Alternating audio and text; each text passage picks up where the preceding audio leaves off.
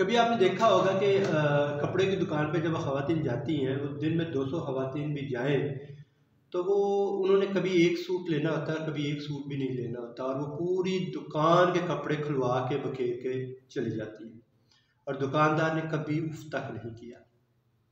और अगर वो दुकानदार कभी कोई बात करे भी तो गाहक ही कहता है कि भाई दुकानदारी ऐसे नहीं चलती।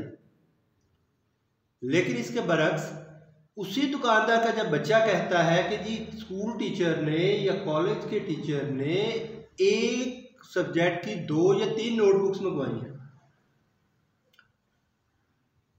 तो वही दुकानदार कहता है जी ये क्या, एक सब्जेक्ट की 2 या 3 क्यों चाहिए। उसी दुकानदार को जब कोई इमाम मस्जिद या कोई दूसरा नेकी की बात एक बात 2-3 दफा कर दे तो कहता है ये क्या जी, एक ही बात को बार बार करने का क्या फायदा, या क्यों करता है जी ये बंदा। ये है हम लोगों की दिलों की और दिमागों की हालत। ये चीजें हमें अब बदलने की जरूरत है।